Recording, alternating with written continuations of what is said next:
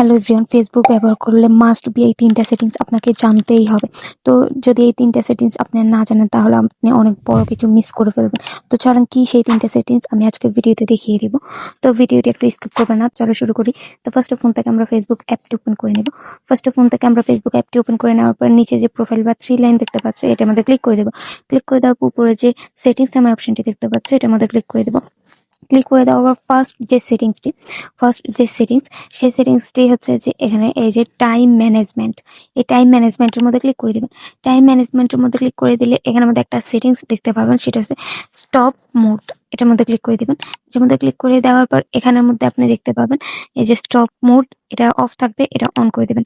এটা অন করে দিলে কিন্তু আপনি কখন কয় ঘন্টা বা কতক্ষণ আপনি ফেসবুকে এই যে একটা জিনিস চলে এসেছে দেখেন, এই যে লাস্ট টাইম এন্ড টাইম, আপনি কখন ঘুমোতে যাবেন এবং কি কত ঘন্টা আপনি ফেসবুকটি দেখবেন, কয়টা থেকে কয়টা পর্যন্ত আপনি ঘুমোতে যাবেন, কয়টা থেকে কয়টা পর্যন্ত আপনি ফেসবুকটি দেখবেন, সেখানে এভাবে আপনি করে টাইম সেট করে দিতে পারেন। ধরেন যে আমি এই যে 1টা পর্যন্ত দেখবো, আমি এখানে একটা সিলেক্ট করে দিলাম।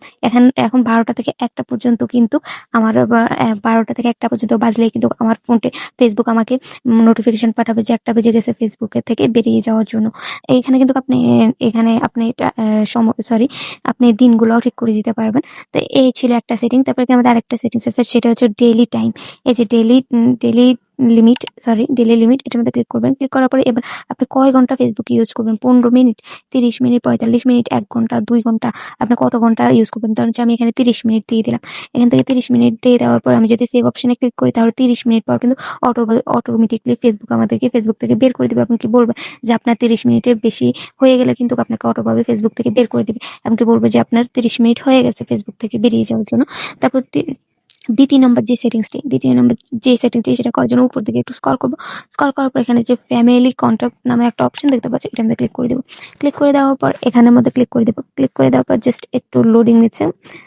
ক্লিক করে দেওয়ার পর এখানে কন্টিনিউ অপশনে ক্লিক করে দেবো। কন্টিনিউ অপশনটি ক্লিক করে দেওয়ার পর ধরেন যে এখান থেকে আমি এই যে আমার লিঙ্কটি কিন্তু আমি এখানে শেয়ার করতে পারবো, বা আমার লিঙ্কটি আমি এখান থেকে কপি করে নিতে পারবো। এই যে এখান থেকে কপি করে নিতে পারবো লিঙ্কটি, বা শেয়ার করে নিতে পারবো।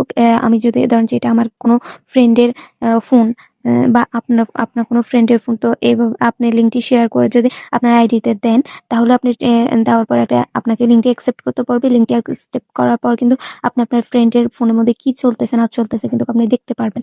তো এই ছিল 3 নম্বর সেটিংস, আপনি কিন্তু পুরোটাই কন্ট্রোল করতে পারবেন আপনার ফোন থেকে।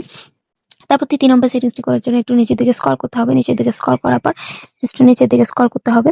নিচের দিকে স্ক্রল করার পর এখানে একটা অপশন দেখতে পাচ্ছেন অ্যাক্টিভিটি লগ নামে। এই যে অ্যাক্টিভিটি লগ নামে একটা অপশন দেখতে পাচ্ছেন, এটার মধ্যে ক্লিক করে দেবেন। ক্লিক করে দেওয়ার পর এখানে আপনি কার পোস্টে কমেন্ট করেছেন, লাইক করেছেন, কেউ আপনার পোস্টে কমেন্ট করেছে কিনা, লাইক করছে কিনা, সেটা কিন্তু আপনি এখান থেকে এই যে দেখতে পারবেন। যেমন এই যে আমি ফেসবুক অ্যাক্টিভিটির মধ্যে ক্লিক করার পর এখানের মধ্যে আমি কার পোস্টে কমেন্ট করেছি, কে আমাকে মেনশন করছে, কে আমার পোস্টে রিয়েক্ট করেছে, কাকে আমি ট্যাগ করেছি, কার ভিডিও আমি সেভ করেছি, আমি সবকিছু কিন্তু এখান থেকে দেখতে পারবো। বা কে আমাকে কমেন্ট করেছে, কে আমার পোস্টে রিয়েক্ট করেছে, রিলসে রিয়েক্ট করেছে, সেগুলো কিন্তু আমি এখান থেকে দেখতে পারবো।